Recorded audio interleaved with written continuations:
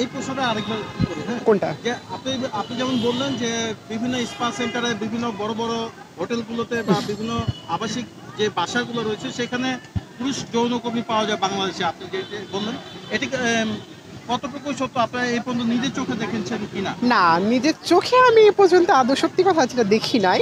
But ওই যে বললেন না, আপনি যেমন আমাকে বললেন ঠিক তেমন আমি হচ্ছে শোনা কথার জন্য আমি এভাবে শুনেছি যে অনেক স্পা সেন্টারগুলোতে বেশি করে বারে, ডান্স ক্লাবে এরকম নাকি অনেক ছেলেরা থাকে যেখানে হচ্ছে এজড ওমেন বলেন, আন্টি বলেন, তারা নাকি যায়। গুলিশান বনানী ধানমন্ডি নাকি নাকি তারা যায়। তো এটাও আমার শোনা কথা। তো এটা আদৌ কতটা সত্য সেটা আমি জানি না। বাট শোনা কথা অবশ্যই মনে হয় না কান দেওয়া উচিত। তো হ্যাঁ, এটা আমিও শুনছি আর কি। আচ্ছা, মূলত আমরা দেখেছি বিভিন্ন ওয়েস্টার্ন কান্ট্রিতে এই ধরনের হ্যাঁ।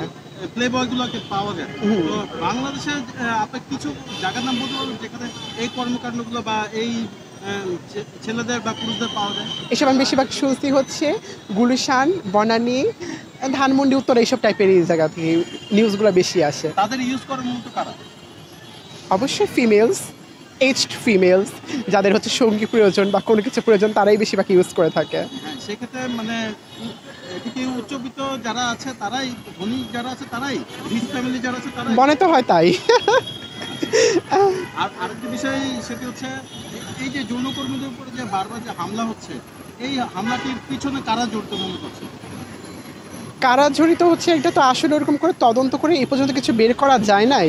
কিন্তু তবে আমার মনে হচ্ছে যতটুকু বিষয় যারা যা ফেসবুকে ভিউ পাওয়ার জন্য কিছু কিছু লোকেরা এটা করতেছে, এটা আমার সব থেকে বেশি মনে হয়। কারণ দেখা যায় যখনই আপনি দেখবেন যে যারা মারতেছে একজন কিন্তু অটো ক্যামেরা নিয়ে দৌড়াইতেছে পিছিয়ে পিছিয়ে, আরেকজন লাঠি টাঠি নিয়ে পিটাইতেছে। তো অবশ্যই তারা ভিউ পাওয়ার জন্য তারা দেখাতে চাইতেছে যে আমি কিছু একটা করতেছি। বাট আমার মনে হয় যে ভিউ পাওয়ার জন্যই তারা এমন কিছু একটা করতেছে। কেন করছে তারা? এই যে তারা মনে করতেছে এটাকে উচ্ছেদ করা উচিত। উচ্ছেদ করে তারা কী করবে আমি নিজেও জানি না।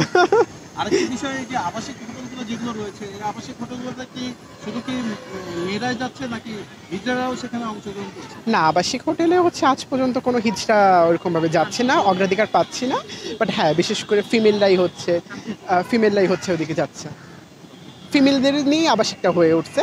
কিন্তু আর কোনো হচ্ছে হোটেলগুলো থেকে আমাদের জায়গা দেয় না তেমন ভাবে, আমরাও যাই কিছু করার জন্য, বাট আমাদের অ্যালাউ করে না। বলে যে হ্যাঁ এখানে allow নারীরা করে। থাকবে, হিজড়ারা কেন থাকবে, কেন করবেন, বাট আমরা তেমন পাই না হোটেল থেকে। তো রাস্তাঘাটে যেখানে সেখানে এটা একটু না ঠিক। মজা নেয় লোকজন। না, এটা তো ধরেন বৈষম্যের শিকার হয়ে যাচ্ছেন তাহলে, তাই না? হ্যাঁ। তা আমরা চাচ্ছি যে বৈষম্য বিরোধী সবকিছু করতে। তা আপনারা কেন জায়গা পাবেন না সেটা নিয়ে না, আমি দেখা যায় যে যদি হচ্ছে আমি যদি এই বৈষম্যের কথাটা যদি বলি, তাহলে হচ্ছে আমি এখন এর মধ্যে হচ্ছে সবথেকে মেইন বিষয় হচ্ছে আমি সাফারার। কথা হচ্ছে দেখা যায় যে হচ্ছে আমি এবার এ লেভেলস কমপ্লিট করছি, বাট তারপর হচ্ছে দেখা যায় আমি জব পাচ্ছি না। আমি হচ্ছে অনেক যেসব জায়গায় সিভি দিয়েছি, সিভি দেওয়ার পর হচ্ছে আমার প্রত্যেকটা সিভি হচ্ছে আমাকে রিজেক্ট করছে একমাত্র কারণে যে আমি হচ্ছি হিজড়া, এই কারণে। তো এখন আমাকে তো অবশ্যই তো বাঁচতে হবে কিছু করে খাওয়ার জন্য, তাই না? যদি দেখা যায় যে এখন আমি কাজ করে খেতে চাচ্ছি, যদি আমি কাজ করতে না পাই, তো অবশ্যই তো দেখা যায় যে আমাকে অন্য কোনো পন্থা অবলম্বন করতে হবে, যেটা কিনা আমি চাচ্ছি না। মানুষ বলে হিজড়ারা কেন চাঁদা তুলে, হিজড়ারা কেন টাকা তুলে, হ্যান ত্যান, কিন্তু সেই মানুষরা কিন্তু আমাদের কাজ দিতে চাচ্ছে না আলটিমেটলি। কেন এই বৈষম্যগুলো কবে দূর হবে? এইটা আদৌ বলা যায় না বৈষম্যগুলো কবে দূর হবে বা আদৌ দূর হবে কি না। সেক্ষেত্রে যেমন এই আপুটি বললো যে আপনাদের হোটেলে এবার আপনাদের চেষ্টা করে জায়গা খুব দেওয়া নিকট। হয়নি। হ্যাঁ। মাইক্রোফোনটা?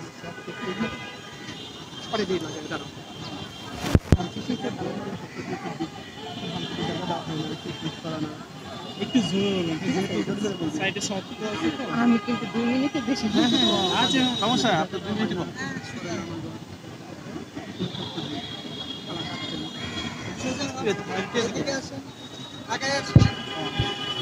আসে আসে। হ্যাঁ, ক্যামেরা সুন্দর মতো আসতেছে, আমার ক্যামেরার মধ্যে ক্যামেরা। ঠিক আছে? ক্যামেরাটা সামনে নিলে আরো ভালো হইবে। আচ্ছা, সংক্ষেপে শেষ করি ভাই, সংক্ষেপে শেষ করি। আচ্ছা, স্টাইল না করলে চলবে, আমরা ক্যামেরা ঠিক করি। হ্যাঁ এই যে আপনি যে বললেন যে হোটেলে শুধু নারীরাই যায়, হ্যাঁ সেখানে হিজড়াদের জায়গা দেওয়া হয় না, সেখানেও বৈষম্য শিকার। এই বৈষম্য শিকার থেকে আপনার কবে উত্তরণ হবে? আমরা যাই হোটেলগুলোতে কথাবার্তা বলার জন্য, বা অনেক লোকজন থাকে ওইখানে, বা তো হোটেলের যেই লোকজন তারা আমাদের অ্যালাউ করে না। বলে যে হিজড়া কেন আসবে, হিজড়া হোটেলগুলোতে অ্যালাউ না। বাট আমরা লোকজনের সাথে কথা বলি, অনেক লোকজন আমাদের হোটেল নিয়ে যায়, বাট আমাদের দেখে তো সবাই বুঝে না। কিছু কিছু লোক বুঝে হোটেলে কেন আপনারা আসছেন, আপনাদের রুম দেওয়া যাবে না, আপনারা চলে যান। এইসব কথাবার্তাগুলো আমাদের বলে হোটেল মালিকগুলো। সেই ক্ষেত্রে হিজাদেও তো একটা মন আছে, হ্যাঁ। হয়তো সেক্সটা হয়তো ওসব না থাকতে পারে, কিন্তু মন তো আছে, সেই মনটা কেন নষ্ট করতে চাচ্ছে? যে লোকজন তো সবাই তো আর বুঝে না, যারা বুঝে তারা এরকমভাবে বলে না, সিদ্ধান্ত নেয় না, এই আর কি। একটু বলেন না। আচ্ছা, আরেকটা যে বিষয় সেটা হচ্ছে আমরা দেখেছি যে এই কিছু আগে গির্জাদের উপরেও কিছু লোকজন হামলা করেছিল, হুম হুম। তাদের বিভিন্ন যে কার্যালয় ছিল বা অফিসে সেগুলো ভাঙচুর হয়েছে। এটি কি সরকার পতন হয়েছে এই কারণে নাকি অন্য কোনো বিষয়? না, পেট তো সবার আছে, পেটের দায়ে সবাই সব কিছু করে, বাট এখন হিজড়া বলে যে আমরা এখানে ওইখানে যাব না, ঘরে বসে থাকবো, আমাদের খাবার তো আর এমনি এমনি কেউ দিয়ে যাবে না, খেতে হলে কিছু করতে হবে, ভালো মন্দ মিলিয়ে তো মানুষের জীবন, এই আর কি। সেক্ষেত্রে আপনাদের কি কি অধিকার আছে একটু বলেন, যে অধিকারগুলো সরকারের কাছে চাচ্ছে বা জনগণের কাছে চাচ্ছে? আমরা একটা মানুষ হিসাবে মানুষের অধিকার চাই, যেন আমাদের অধিকার দেওয়া হয়, যেন আমরা সাধারণভাবে বাঁচতে পারি, জীবনযাপন করতে পারি, এই আর কি। ওকে।